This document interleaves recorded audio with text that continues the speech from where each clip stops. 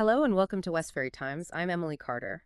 Today we're diving deep into the UK tech industry. It's a really dynamic space, isn't it? Think AI, fintech, clean tech, cybersecurity. It's all happening.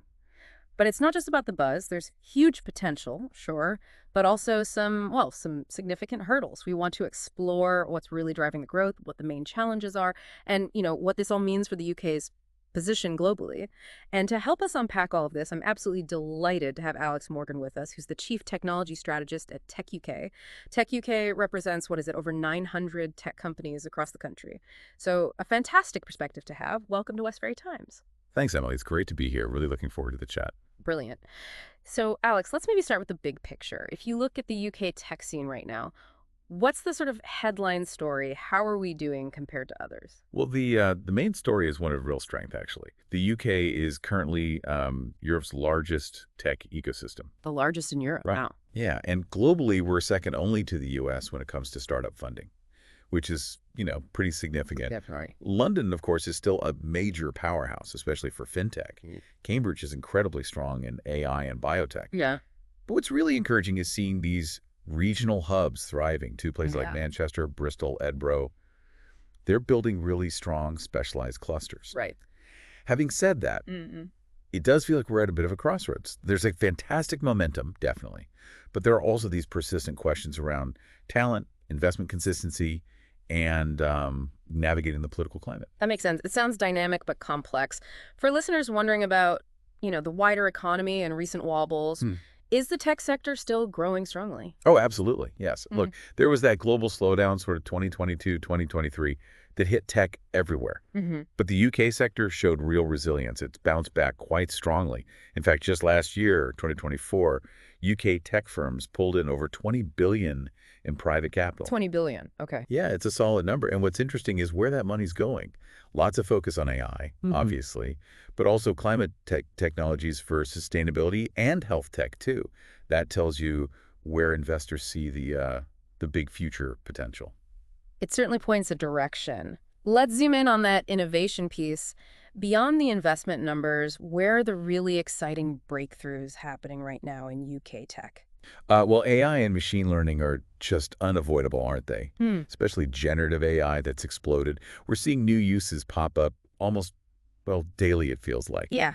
And the government's clearly backing it with things like the Frontier AI Task Force. Uh, Plus, you've got global leaders like DeepMind right here doing really fundamental research. They're pushing the boundaries. and what about fintech? London's reputation there is huge. Is it still keeping that top spot? It is, yes. Mhm. Still number one in Europe, definitely, Mhm. and globally very strong. Hmm. But the competition is heating up, no doubt about it. Right. Who are the main challengers? You've got cities like Berlin, Amsterdam really pushing hard in Europe. And further afield, Singapore is a major player now, too. London's advantages are still there. The deep financial expertise, the regulatory environment, although that needs clarity post-Brexit, and the talent pool. Mm-hmm. The challenge is keeping that regulation agile enough to support innovation, not stifle it, and making sure we keep attracting the best global talent. That's key. That balancing act. Okay, going back to investment for a second, you said second globally for startup funding, which sounds amazing. But are there, any buts or nuances there? There are always nuances, aren't there? While that headline figure is great, you have to remember the U.S. still absolutely dominates global venture capital, especially the really big later stage funding rounds. The scale-up funding. Exactly. That's the crucial bit for turning a successful startup into a global leader. So while we're good at starting things, we need to get better at scaling them here. Part of that is about de-risking that early-stage innovation, making investors more comfortable, and then having the right incentives for companies to stay and grow in the UK. Initiatives like the British Patient Capital Scheme, aiming for that long-term investment, are promising. But like any policy, it all comes down to execution, doesn't it? It always does. Okay, let's pivot to people. The talent. We hear so much about a digital skills gap. Bottom line. Is the UK producing enough tech talent? The short answer, no, not yet. Right. There's still a pretty significant gap between the digital skills businesses need, and that's across all sectors, not just tech firms, and the supply of people with those skills. What kind of roles are most in demand? Well, it's quite broad. Software developers are always needed, obviously. AI engineers, people who can actually build and deploy these AI systems. Data scientists, definitely. Digital product managers are increasingly vital, and cybersecurity experts are just Essential. The demand there is huge. So what's being done? Are we making any headway in closing that gap? Yes, there are positive signs. We've seen a real growth in boot camps, intensive coding schools, places like makers, founders, and coders offering faster routes into tech. Mm. Apprenticeships are also gaining traction, which is great for practical skills. But we need much better links between these routes and universities, and fundamentally we need stronger STEM education right from school level, building that long-term pipeline, and crucially, making sure it's inclusive.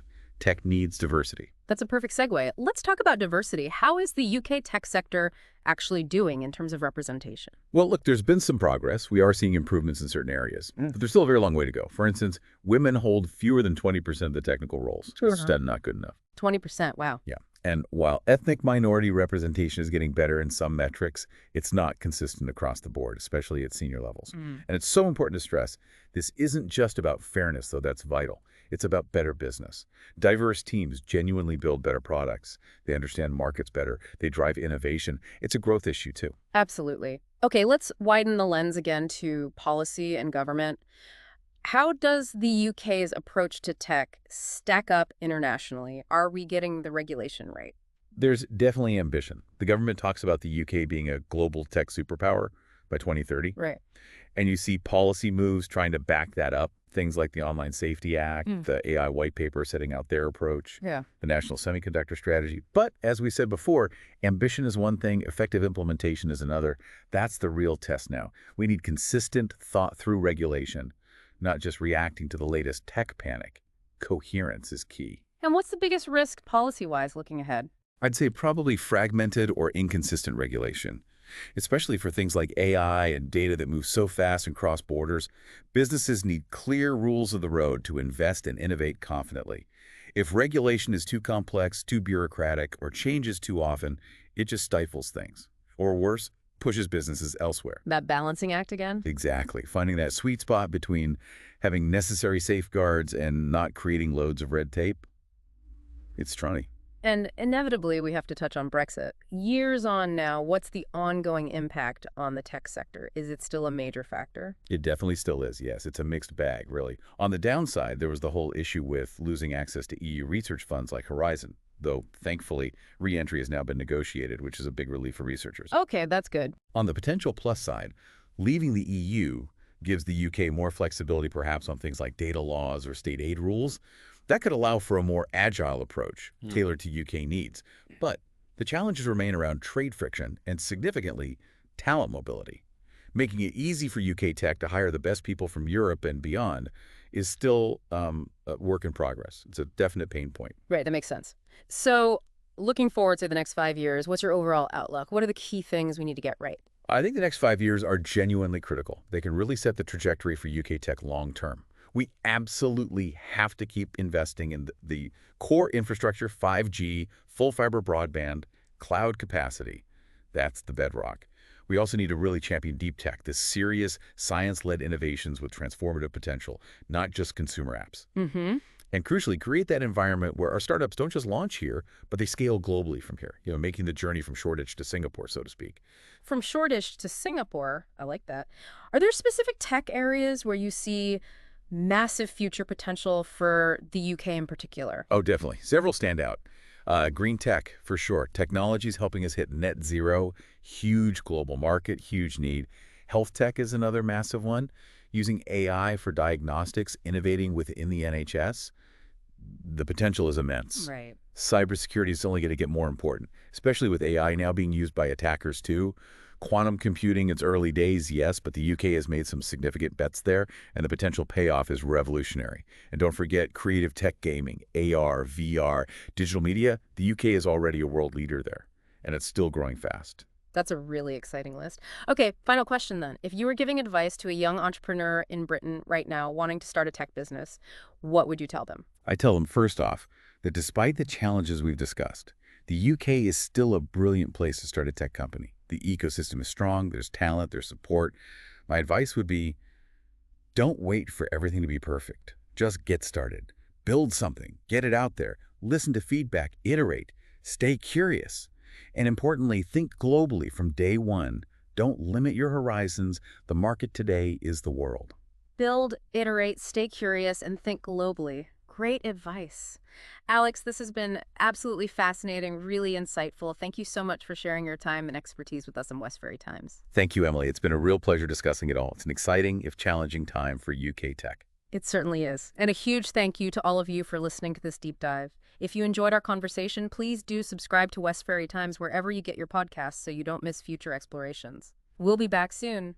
Until then, keep thinking forward, keep innovating, and take care. Goodbye.